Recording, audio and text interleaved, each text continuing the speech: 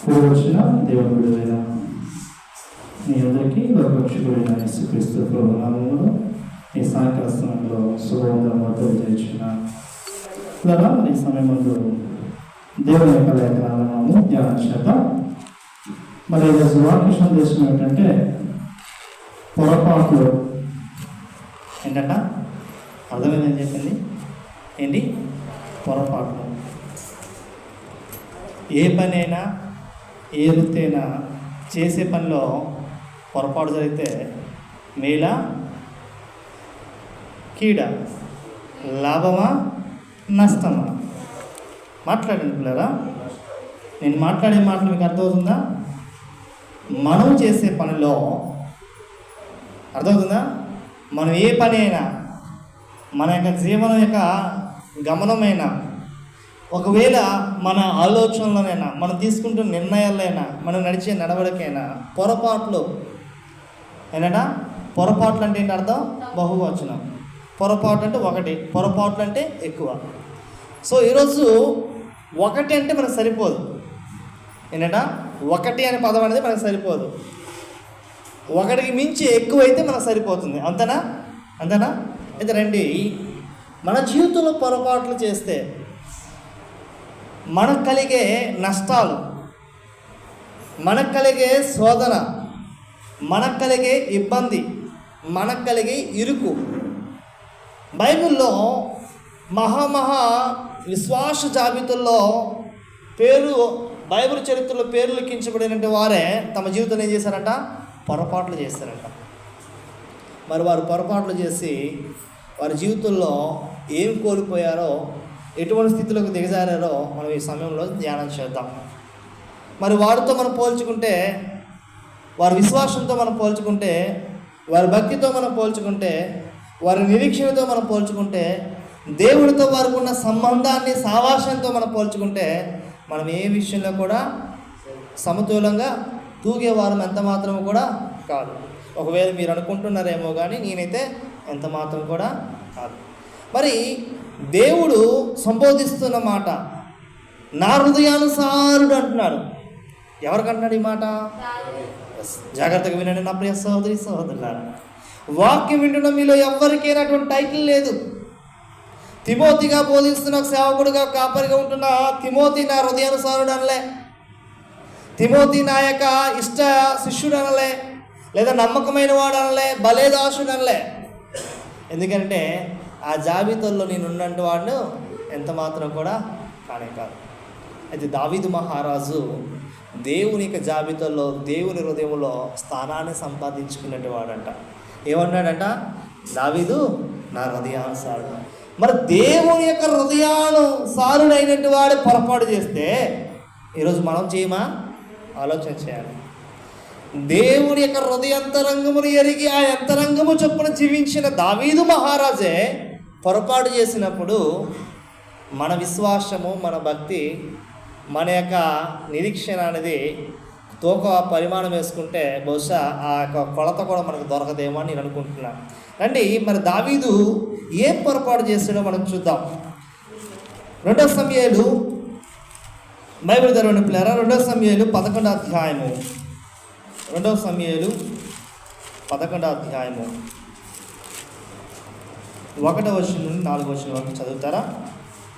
Bible ఉన్నవారు జాగ్రత్తగా వినండి పిల్లరా. నా ప్రియ సహోదరి సహోదరులారా, దేవుని వాక్యాన్ని శ్రద్ధ కలిగి విని నేర్చుకుందాం. చదువమ్మా. వసంత కాలమున యుద్ధమునకు బయలుదేరు సమయమున దావీదు జాగ్రత్తగా విమ్మా, జాగ్రత్తగా చదువుతాం మాటలను.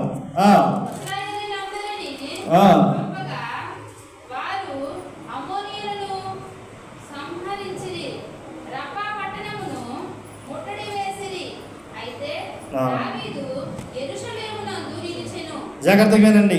అయితే దావీదు యెరూషలేమునందు నిలిచెను. ఒకానొక దినమున పొద్దుగుంకిన వేళ దావీదు పడక మీద నుండి లేచి రాజనగర మిద్దె మీద నడుచుచు పైనుండి చూచుచుండగా స్నానము చేయు ఒక స్త్రీ కనబడెను. ఆమె బహు సౌందర్యవంతులై ఉండుట చూచి దావీదు దాని సమాచారము తెలుసుకునుటకై ఒక దూతను పంపెను. అతడు వచ్చి ఆమె ఏలియాము కుమార్తెయు ఇతీడగు ఊరియకు భార్య అయిన బెత్షెబని తెలియజేయగా దావీదు దూతల చేత ఆమెను పిలువనంపెను. ఆమె అతని యొద్దకు రాగా అతడు ఆమెతో శయనించెను. కలిగిన అపవిత్ర పోగొట్టుకుని ఆమె తన ఇంటికి మరలా వచ్చెను. అందరూ జాగ్రత్తగా చదివారా? చదవబడిన లేఖనాలని ఓకేనా? చదివారా? ఓకే, మంచిది. మరి ఈ చదవబడిన లేఖనాల్లో దావీదు చేసిన పొరపాటు ఏంటి? మాట్లాడండి, ఫ్రీక్వెన్సీగా మనం మాట్లాడుకుందాం. మాట్లాడే అథారిటీస్, మాట్లాడే రైట్స్ దేవుడు అందరికీ ఇచ్చాడు. ఇదేమైనా ఆరాధన కాదు, మీరు మాట్లాడకూడదు, మీరు మాట్లాడదన్నానికి. ఇదేంటంటే విజ్ఞాపన. కొన్ని విషయాలు మనం నేర్చుకొని మన జీవితంలో ఉంటే మనం సరి చేసుకోవడానికి మనకి ఇచ్చే ఒక ప్లాట్ఫామ్. మాట్లాడండి. చదువుకున్న లేఖన భాగంలో 4 వచనాలు. ఈ 4 వచనాల్లో దావీదు చేసిన పొరపాటు ఏంటి? చెప్పమ్మా, ఒక్కొక్కరు చెప్పండి, మాట్లాడండి.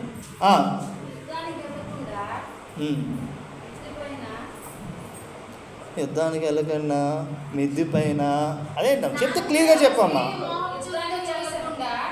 చెప్పు ఫ్రీక్వెంట్. యుద్ధానికి వెళ్ళకన్నా మేడ మీద తిరగడం అనేది తను చేసే పొరపాటు. నువ్వు చెప్పమ్మా.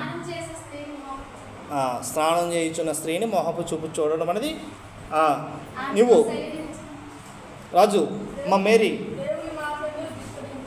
దేవుని మాటను ధిక్కరించుట. ఇంకా బ్రదర్ మీరు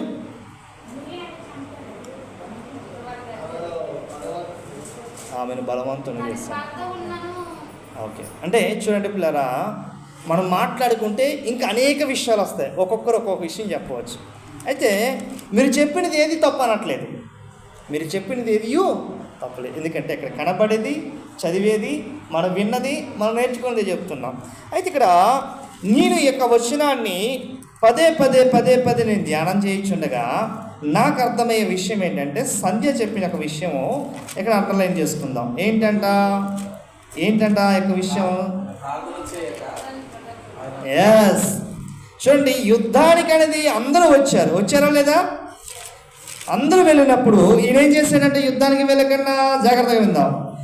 వసంతకాలమున రాజులు యుద్ధమునకు బయలుదేరి సమయమున దావీదు యెహోవాను అతని వారిని ఇశ్రాయేలు అందరినీ పంపగా వారు అమ్మోనీయులను సంహరించి రబ్బా పట్టణమును ముట్టడ చేసి, అయితే దావీదు యెరూషలేమునందు నిలిచి. చూడండి ఇక్కడ చూడండి, గమనించండి ఏం చేశాడంట?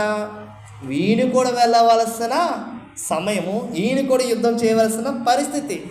కానీ ఈయన వెళ్ళకన్నా ఏం చేశాడంట? వెళ్ళకన్నా నివసించి ఎంతవరకు పడుకున్నాడంట? జాగ్రత్త గమనించండి. ఎంతవరకు పడుకున్నాడంట? ఒకనొక దినమున ప్రొద్దుగుంకిన వేళ అంటే ఉదయం 6-7. ప్రొద్దుగుంకినంటే కూడా ఆశ్చర్యపోతున్నారా? ప్రొద్దుగుంకినంటే ఉదయమా సాయంత్రమా? ఒకనొక దినమున ప్రొద్దుగుంకిన వేళ అంటే చూడండి, ఈ దావీదు మహారాజు జీవితంలో ఏముందంట? సోమరితనం. ఏం కనబడుతుంది ఇక్కడ మనకు ఈ విషయం? ఉదయం ఎగవలసినట్టు వాడు అట్లీస్ట్గా 6-7 ఈ ప్రాంతాలు ఇచ్చినట్టు వారికి కూడా ఏమంటారంట? ఏంట్రా నువ్వు సోమరితనంగా పడుకుంటున్నావు, నీకు బాధ్యత లేదా, నీకు పని పాట లేదా, రక్కే సాంబోతులాగా ఊరి మీద పడి తిరగడమేనా నీ పని? నీకేమి నీ తల్లిదండ్రులు, నీకేమి నీ భర్త, నీకేమి నీ భార్య, నీకేమి నీ బిడ్డలు పోషిస్తున్నారు కదా, అందుకే నీకేమి పట్టినట్టుగా ఉంటున్నావు అని అంటారంటరా. మరి అట్లీస్ట్ ఒక 2 గంటలు 5 గంటలు లెగాల్సినట్టు వాడు 7 గంటలు లెగిస్తేనే మనం ఎటువంటి టైటిల్ ఇస్తున్నామంట? ఆంబోతులాగా ఉన్నావురా, కోసేస్తే ఊరు మొత్తానికి సరిపోతా, సట్ట సీరియా వచ్చి. మరి ఈయన ఎప్పుడు లేచాడంట? ఉదయం ఏదో 7, 8, 9, 10 కాదంట, సాయంత్రం అనంట. ఆ ప్రియ సహోదరులారా, దావీదు మహారాజు ఆ దినమున తన సోమరితనమును కనుపరచడం వలన తన జీవితంలో ఏమైపోయాడు తెలుసా? పతనమైపోయాడు. జాగ్రత్తగా వినండి నా ప్రియ సహోదరి సహోదరులారా. దావీదు వలనే మనము కూడా మన జీవితంలో దేవుని పనికి మనము కూడా ఇటువంటి సోమరితనం వల్లే మనం కూడా ప్రవర్తిస్తుంటాము. ఆరాధన సమయము 10 గంటలకని చర్చిలో ఫాస్టర్ గారు అనేది చెప్పేటప్పుడు కళ్ళ మందుల గడియ ముళ్ళు తిరుగుతున్నా కూడా పట్టి పట్టనట్టుగా ఉంటారు. వారికి ఏమంటారు?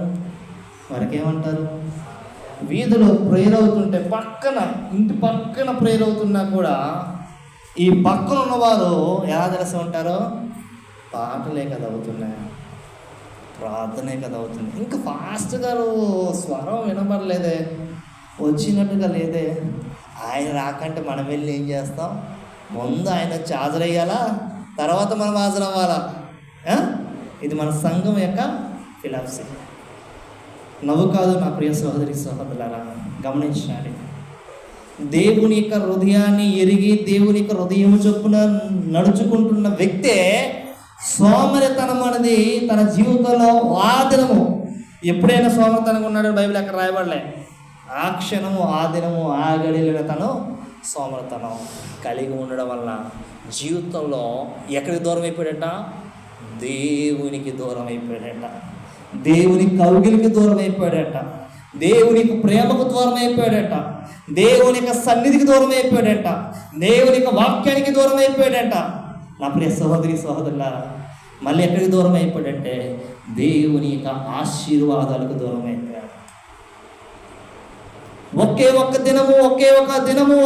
దినము తను చేయవలసిన పని తను చేయకన్నా నిర్లక్ష్యము వహించడం వలన ఏం చేశాడంట? ఇందాక అన్నారు బలవంతం చేశాడని అన్నారు. ఆ స్త్రీకి ఏమి తను ఏం బలవంతం చేయలే, తన ఇష్టపూర్వకంగానే తను వెళ్ళింది. నా ప్రియ సహోదరి సహోదరులారా, ఆ యొక్క సోమరితనం ఉండడం వల్ల ఆ యొక్క సాయంకాల సమయమున ఎక్కడికి ఎక్కాడంట? గమనం చదవండి. ఎక్కడికి? మిద్ది మీద. జాగ్రత్తగా వినండి. పైనుండి మిద్ది మీద నడుచుచు పైనుండి చూచుచుండగా ఏంటంట? ఆయన కానీ యుద్ధంకి వెళ్ళుంటే ఈ మిద్ది ఎక్కాల్సిన పరిస్థితి వచ్చేదా? ఆయన కానీ యుద్ధానికి వెళ్ళుంటే ఈ స్నానం చేయించున్న స్త్రీకి చూడవలసిన పరిస్థితి వచ్చేదా? ఆయన కానీ యుద్ధానికి వెళ్ళుంటే వారితో పాటు ఆయన పాపము చేయవలసిన పరిస్థితి వచ్చేదా? ఆయన కానీ యుద్ధానికి వెళ్ళుంటే యూరియాని చంపించాల్సిన పరిస్థితి వచ్చేదా?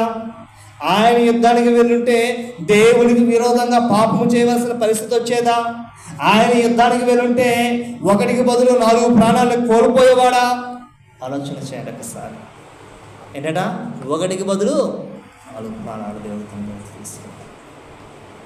ఆయన యుద్ధానికి వెళ్ళుంటే ఒక చిన్న ప్రవక్త వెళ్ళి హెచ్చరించాల్సిన పరిస్థితి వచ్చేదా?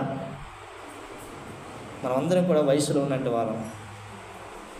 ఇప్పుడు దినేష్ లాంటోడు, మున్నాళ్ళు లాంటోడు వచ్చి మన బుద్ధి చెప్పాడంటే అది మంచిదా? మనకి అది గర్వించే విషయమా, సిగ్గుపడే విషయమా? ఆలోచించండి.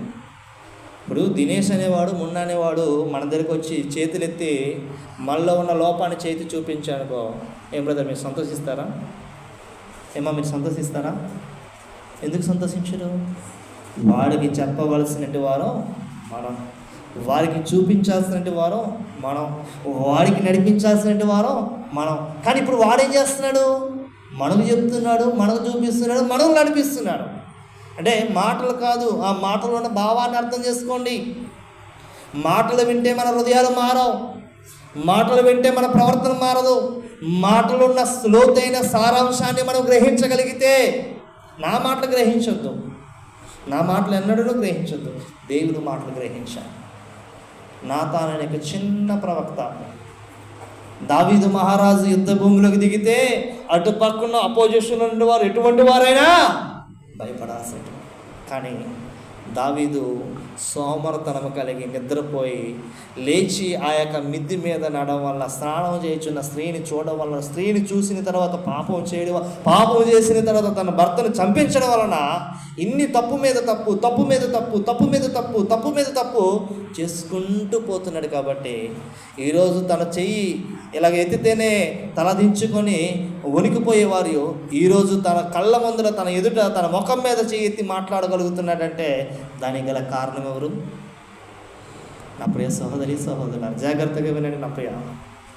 ఈరోజు దావీదు వలన మనము కూడా మన జీవితంలో కూడా మనము కూడా పొరపాట్లు చేస్తూనే ఉంటుంటాం. అయితే దావీదు నాతాను యొక్క ప్రవక్త చెప్పేటప్పుడు తన పొరపాటును ఏం చేసుకున్నాడంట? సరి చేసుకున్నాడు. ఏంట్రా నువ్వెవడివి? నీకే అధికారం ఉంది? నేను ఈ రాజ్యానికి రాజును, ఈ ప్రజలను పరిపాలించే నాయకుడును, నేను రారాజును, మకుటం ఎరగని మహారాజును. నువ్వెంతటి ఎక్కడున్నారో పక్కన వారు వెళ్ళాడు, జైల్లో పెట్టండి అన్నాడా? సరసాల బంధించమన్నాడా? ఇది కండలో చీరి కాకులు గెంతలకు ఏమన్నారా? మరి బాప్తిస్మిచ్చి యోహాను అని వాడు మన కొత్త నిబంధన కాలంలో చూసుకోగలిగినట్లయితే ఒక వ్యక్తికి వెళ్ళి ఏం చేస్తాను హెచ్చరిక ఇచ్చాడు. నువ్వు నీ సహోదరుడు వారి అయినా ఎవరితోనట చెప్పండి, హేరోదియతో నువ్వు అక్రమ సంబంధం పెట్టుకొని జీవిస్తున్నావు, ఇది దేవుని దృష్టికి తగదు అన్నప్పుడు ఆవిడ ఊరుకుందా? ఏం చేసిందంట? కూతుర్ని ఉసుగలిపి నువ్వు రాజు ఎదుటకు వెళ్ళి నాట్యమాడి రాజును సంతోషపరచగలిగితే, రాజు అనేవాడు ఆ యొక్క సమాజం ఎదుట నీకేమి కావాలని అడిగినప్పుడు నువ్వు నా కోరికను తీర్చాలి కుమార్తె అని అంటదంట. ఏంట కోరిక? ఎవడైతే నాకు చెయ్యెత్తి చూపించి, నాలో ఉన్న లోపాన్ని చెయ్యెత్తి చూపించి మాట్లాడగలిగాడో వాడు తల తెగనరికే కళ్ళుములో పెట్టి తెచ్చి నాకు ఇవ్వాలని తన కుమార్తెని చెప్పింది. చూడండి పిల్లరా, వ్యత్యాసాన్ని చూడండి. ఈ సమయంలో దావీదు మహారాజు ఎదుటికి వెళ్ళి ఒక చిన్న ప్రవక్త నాతానని మాట్లాడేటప్పుడు ఈ విధంగా తను బిహేవ్ చేశాడా? ఈ విధంగా మాట్లాడా? ఒప్పుకున్నాడు. వెంటనే నాతాను చెప్పిన వెంటనే ఏం చేశాడు తెలుసా? కోపగించుకోలే. వెంటనే కూర్చున్న స్థానము నుండి లేచి తన గదిలోకి వెళ్ళి తలుపు వేసుకొని మోకరించి కన్నీటితో ప్రార్థన చేయడం ప్రారంభించాడు. ఆ ప్రార్థనట ఎలాగంట? సముద్రము యొక్క కెరటాల వల్లనే పొంగి తన పరుపు కొట్టుకొని పోయినంతగా రోధించాడట. నా ప్రియ సహోదరులారా, ఆలోచన చేయండి. మానవుల జీవితంలో బలహీనత అనేది మనకు ఉంటుంది. అయితే ఆ బలహీనతను మనం ఎరిగినప్పుడు ఆ బలహీనతను సరి చేసుకోవాల్సిన బాధ్యత చెప్పండి ఉందా లేదా?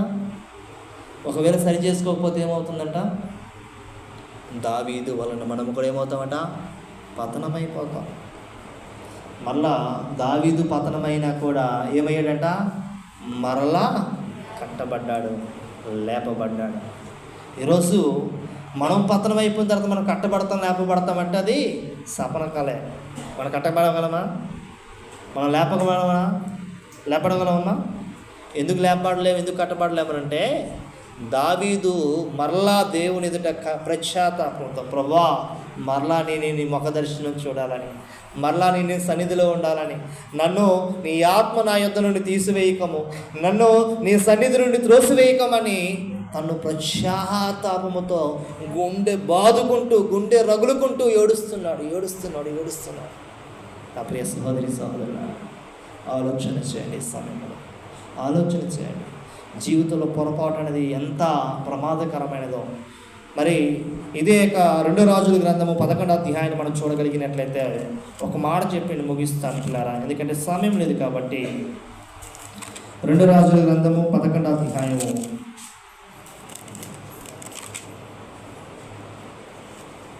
1 రాజులు చూడండి. 1 రాజులు 11వ అధ్యాయము 1వ వచనం నుండి 10వ వచనం వరకు మనం చూసుకోగలిగినట్లయితే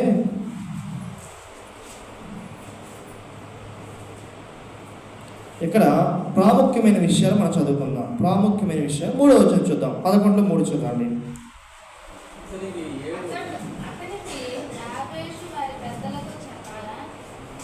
అమ్మా 3వ వచనం, అతనికి 700 మంది రాజకుమార్తెలైన భార్యలను 300 మంది ఉపపత్నులను కలిగి ఉండిరి. అతని భార్యలు అతని హృదయమును త్రిప్పివేసిరి.